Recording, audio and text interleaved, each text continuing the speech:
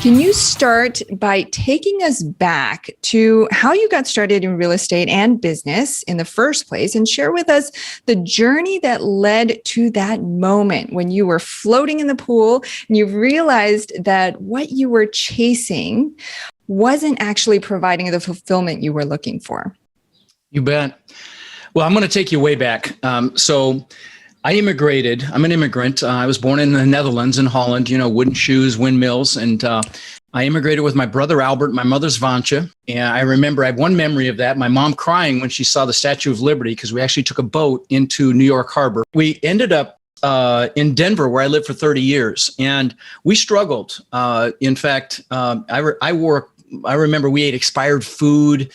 We drank powdered milk with our cereal in the morning. And I wore close in the Goodwill and the Salvation Army until I lied about my age when I was 14 and got a job at Burger King so I could buy my own clothes. And so we struggled. And luckily, my mom had an incredible work ethic. So she babysat kids so we'd have enough money to eat. And we always had a house full of kids. And she was also a bit of an entrepreneur. And with her babysitting money, not only did she invest in the stock market and make money, but she also bought the house across the street from us when I was about 14 for about $30,000. And then a couple years later, she told me she'd made $20,000 in her sleep. And I'm like, what? Screw college. Mom, I'm getting into real estate. So I actually got my real estate broker's license back then, which you could do with education. Now they got smart. You need some experience before you can become a broker. I wasn't just an agent. I was actually a broker. And I was going to be rich selling other people real estate. Well, my first year in real estate, I made about $8,000. My second year, I made about $10,000. But my third year, I made well over $100,000, which back in 1981 was pretty decent money. So what happened between year 2 and year 3 that caused me to 10x my income? Well, what happened was I met a guy that taught me about the importance of mindset and psychology, how not truly 80 to 90% of your success in anything is just that, your mindset and your psychology. Only 10 to 20% is the mechanical information, real estate investing, entrepreneurship, whatever it is. And fast forward to today, I've owned a couple thousand houses that I've rented long-term. We bought 2,000 apartment units in the last 2 years. And in 2006, my net worth went up $17 million while I slept. And if you want to do the math on that. You beat out your mom by just a little bit. I beat out my mom, yeah. If you want to do the math, it's a little over $8,000 an hour over the year on a 40-hour work week, which of course I did. And anybody that would hold still long enough, I was bragging about it. I thought I was a freaking real estate god. I could barely fit my head through a door. And you know how that happens? When that happens, sometimes God or the universe will give you a nice little smack. Well, that was 2008. I lost $50 million in 2008. I lost everything. And so one of the things that I enjoy talking about, if you'll humor me, is the mindset it took to have 50 million to lose in the first place, but then or maybe even more importantly, the mindset it took to get back to the success that I'm blessed to have today. So I'm happy to drill down on that a little deeper if you'd like. So why did you get into real estate? And then tell us a little bit about the passive. So we've got a lot of passive investors. I think we probably have some folks who are considering moving over to being an active investor and want to know kind of like how you got into moving from maybe single family homes into multifamily. What is that process? Great question. I think there's a lot of people that want to know, how do I make that transition? Maybe they've bought 5, 10, 20 houses, but they want to make that transition. So tell them about that. Yeah, well, actually, I'm the poster child for moving from single family to multifamily, and here's why. I've owned 2,000 houses that I've rented long term, okay? Yeah. I'm a slow study. It took me a while to get the memo that I should have just done multifamily. Here's why. When I crashed and burned in 2008, it was because of my single family. I had 800 houses, and I'll explain why I crashed and burned here in a second, because I was only at a 30% loan to value. I only owed 30 cents on the dollar and I still crashed and burned. But what's interesting is throughout that crash, my multifamily did just fine. I had apartment complexes, and if I had not cross-collateralized them with packages of houses, I'd still own those apartment complexes.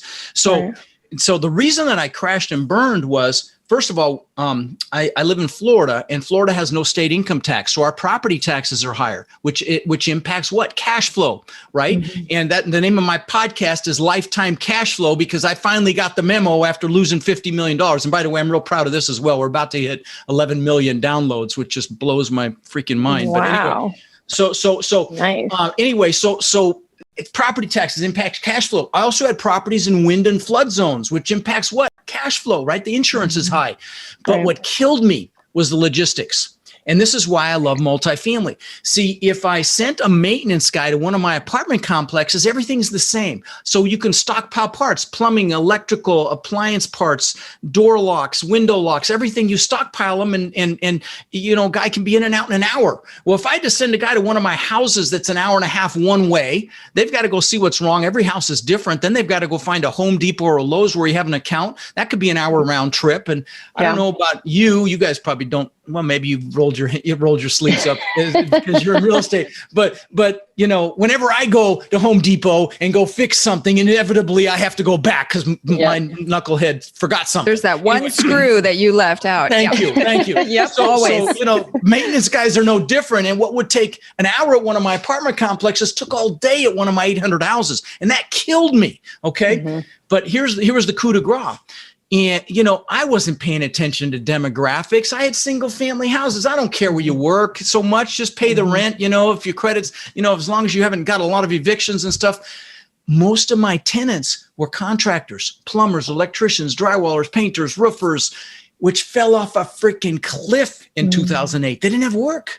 And so, and then when you want to hear something crazy, I was at a 30% loan to value. I went upside down. My portfolio actually dropped more than 70% here in Florida. It's like ground zero. So anyway, that's why I crashed and burned. And that's why I started my podcast, was to get that message out there. If you're going to buy and hold, for God's sakes, do multifamily. If you're going to, do residential real estate.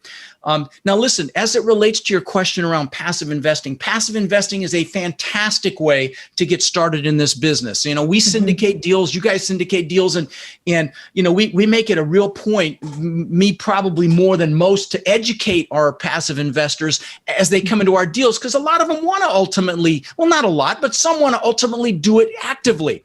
And so, they can see behind the scenes. Like last deal we closed in Texas, we had 20 of our investors there helping us with the due diligence, just walking through it. Literally 20 of them. We divided and conquered. We had a lot of fun with it. But the point is, it's a great way to first of all, build your resume, because then when you're talking to a broker, you can tell them you're invested in X number of doors. It's a little surreptitious because you're not the GP, but that doesn't matter. At least you've got a little bit of credibility, and you're going to have to fake it till you make it on your first deal anyway. So unless you align with somebody that's done it, but so it helps with your resume. Number one. Number two, you get that behind the scenes look. And if you align with a good operator, it's a fantastic way to get started.